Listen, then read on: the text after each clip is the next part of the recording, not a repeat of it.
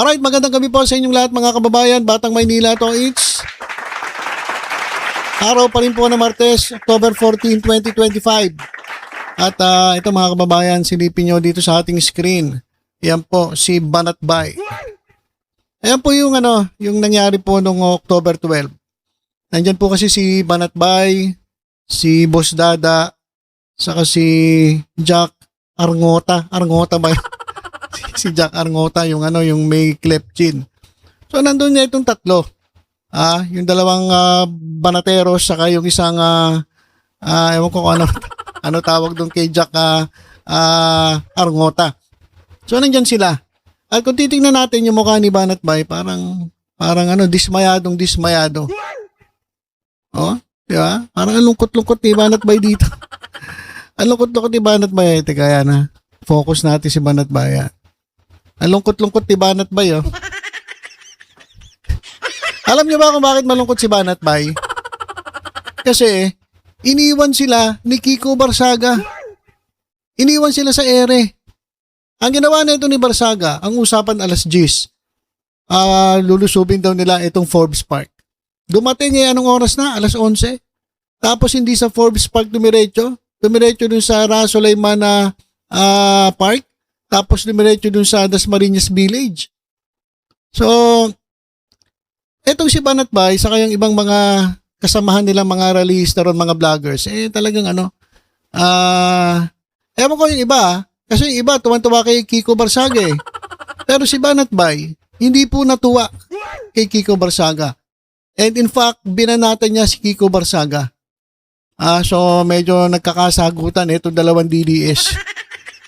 Ito kasi si Banatbay, ayun ang gusto ko kay Banatbay, alam mo sa totoo lang. Nung una ako nagsisimula, bilib talaga ako kay Banatbay kasi magaling na vlogger po yan. At pansin ko sa kanya, kahit ikaw ay DDS, babanatan ka niya kapag may nakita siyang mali sa'yo. Ayun ang gusto ko kay Banatbay eh. Pero talagang DDS to, hindi mo na mababago isip nito kahit balibalik ta rin mo to. Parang si Robin Padilla to, kahit sunugin mo to, mangangamoy Duterte yan. Pero meron siyang mga katukwiran to. Meron siyang katwiran na hindi niya sinasang-ayunan lahat ng ginagawa ng ilang mga DDS. Nakakaaway niya si Maharlika, kung sino-sino nakakaaway ni Banatbay. Pero parehas naman silang Duterte. So iba-iba talagang pananaw. At dito kay Kiko Barsaga, meron siyang napansin, meron siyang banat dito kay Kiko Barsaga. Pero bago yung puntahan natin, may papakita muna ako sa inyo. Eto mga kababayan. Paalala ko lang sa mga DDS. Kayo mga DD-list kayo. Dapat siguro mag-isip-isip na kayo yung mga DD-list. Kasi puro kayo sigaw ng Duterte. Oh. At halos makipag-away na kayo dun sa sa gobyerno, makipag-away kayo sa mga sa mga taga-suporta ni Marcos, sa mga kakamping, sa mga ibang kulay, inaaway nyo na. Umabot nga dito sa tingnan nyo, kung matatandaan ninyo, yung mga OFW dun sa Qatar na aresto. 'Di ba natatandaan nyo 'yon? Kasi bawal puro pero matitigas ang ulo nito eh. So naaresto sila. Oh. Tapos ito si DDS, si Headshot, si Headshot vlogger.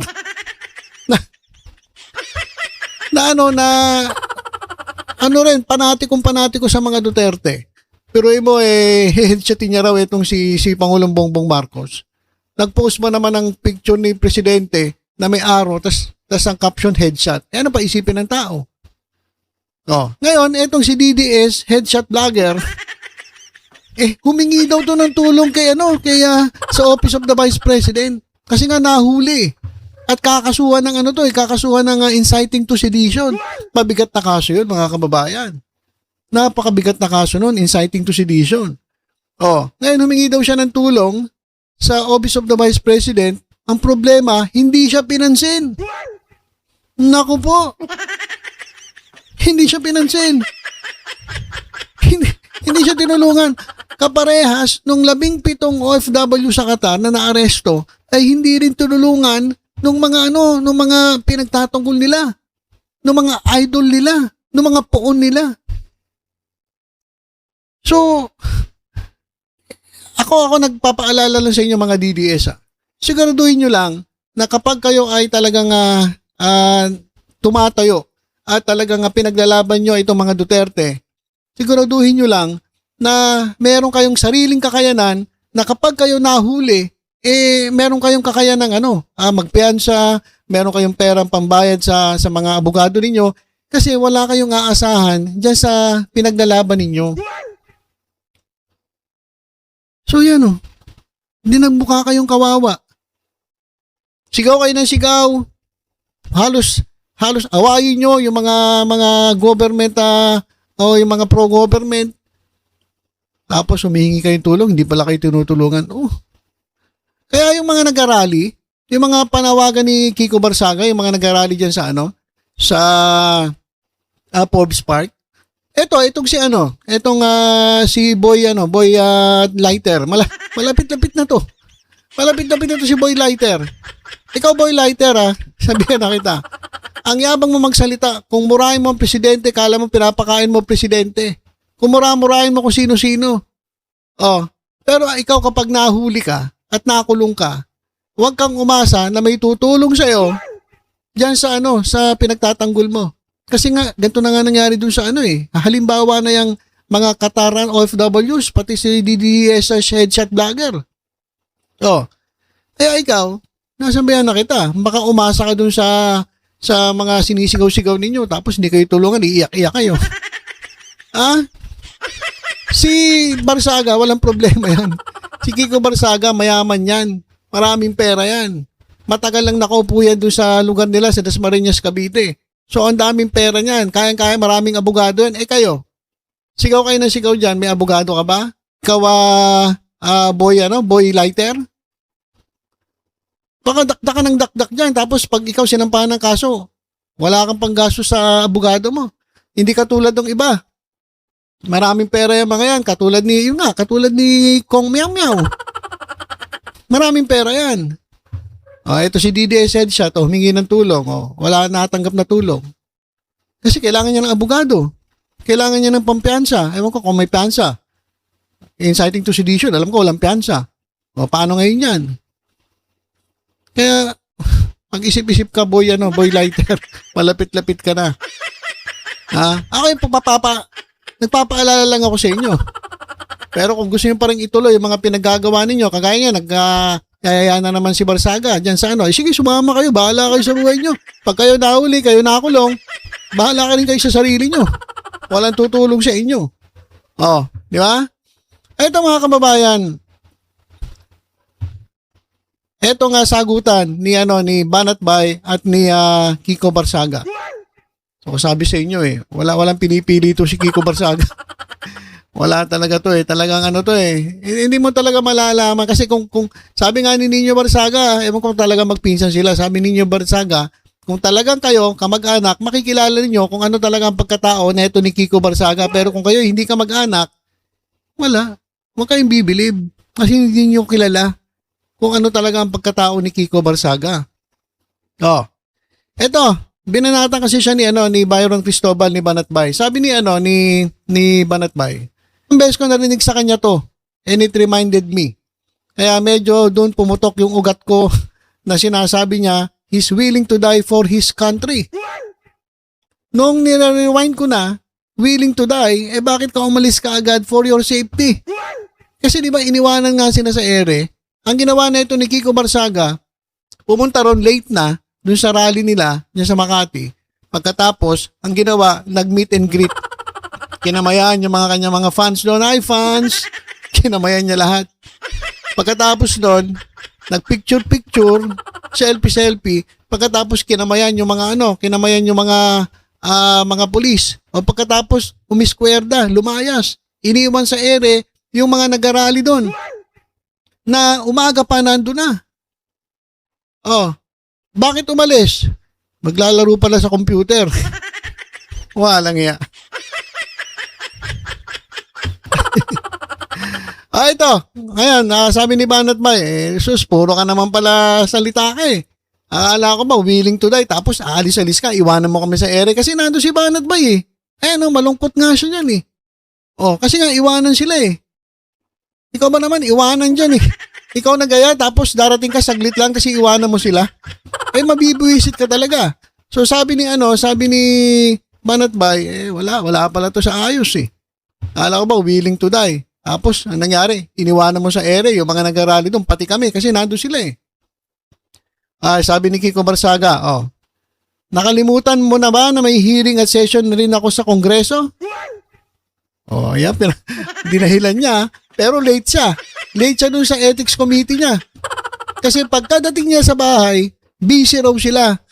Nung tinanong siya, ano po ba ginawa niyo, sir? Bakit kayo late? Naglaro ako dun sa computer ko. Naglaro ng games dun sa computer. Kaya sabi ko sa inyo, hindi ito seryoso. Ginagamit lang kayo. Ano pa sabi niya? Hindi ako full-time vlogger katulad mo. Naku, binanatan si Banat Bay. Banat Bay.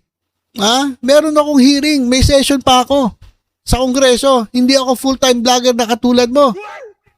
Ito matindi. Kayo na lang mag-rally dyan sa susunod kung gusto nyo hanggang madaling araw. Langya talaga.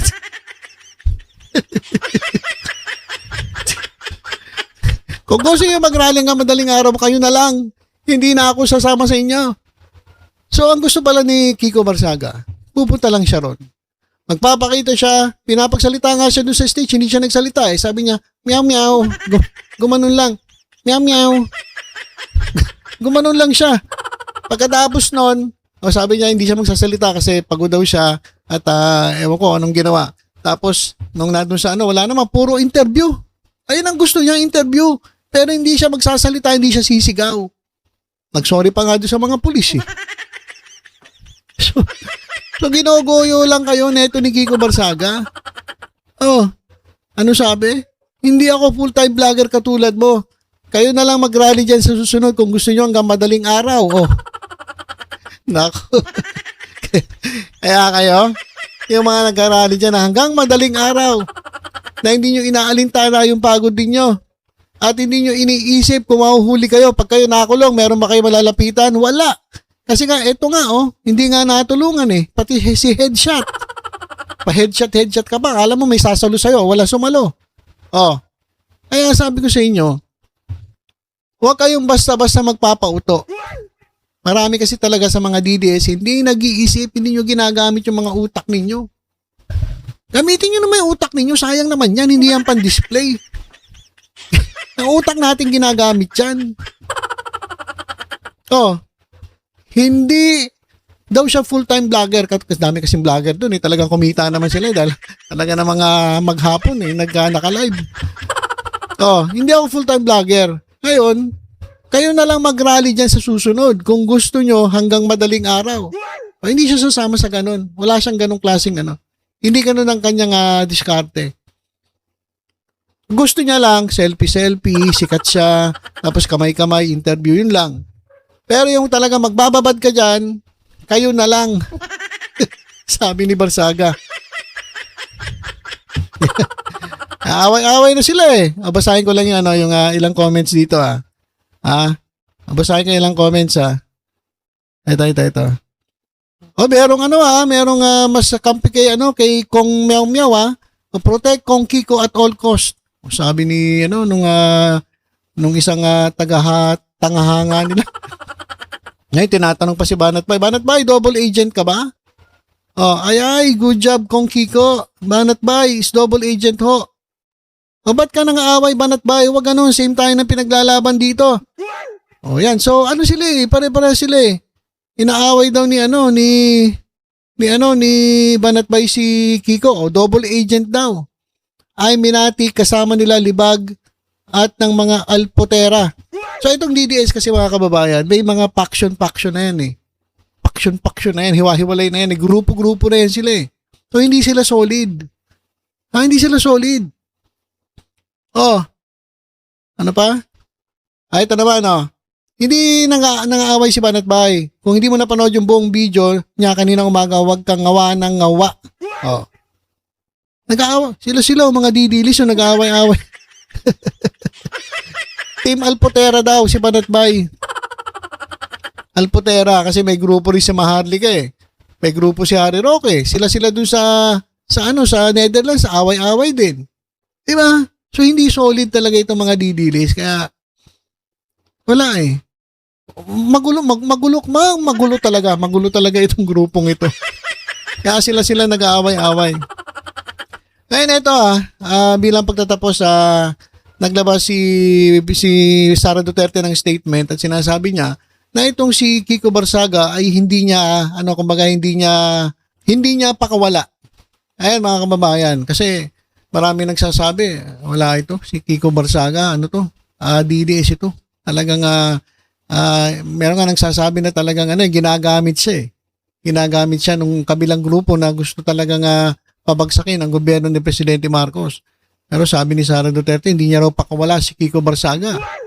Mabahala na kayo kung maniniwala kayo ha. Ito, pakinggan natin si VP Sara Duterte.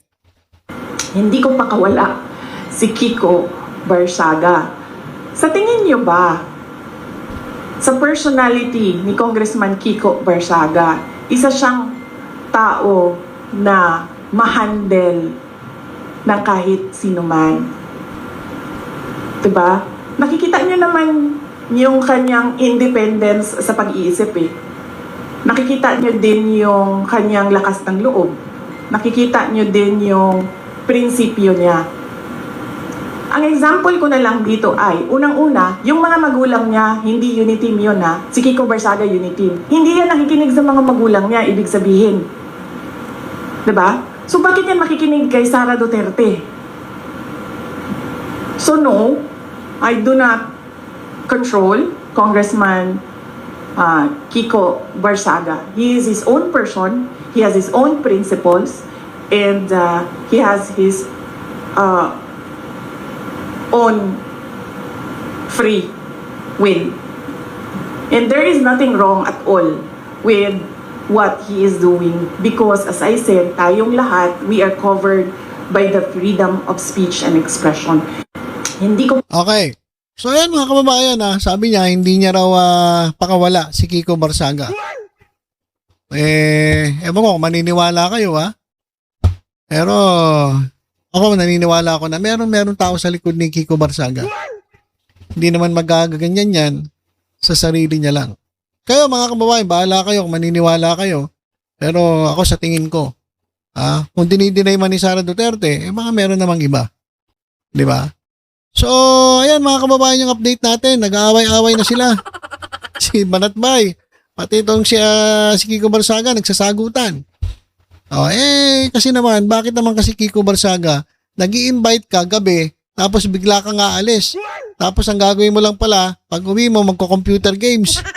Para naman, kinawawa mo yung mga tao doon na hanggang umaga, nandun na, inabot na na madaling araw, tapos ikaw sisibat ka agad-agad. So parang rin yun, parang nakakadismaya. Sabi naman ni Kiko, pakialam ko sa inyo, hindi naman ako full-time vlogger. Bahala kayo, kung kayo mag-rally kayo na lang. O susunod, kayo na lang mag-rally kung gusto nyo hanggang madaling araw. Wala talaga itong mga tao. Ang gugulo ninyo. Ang gugulo talaga ninyo. Mga didilis. Okay, so ilan po muna mga kababayan. Tutok-tutok lang po dito sa Batang Maynila. Sa iba pang updates. Ingat po tayong lahat. God bless po.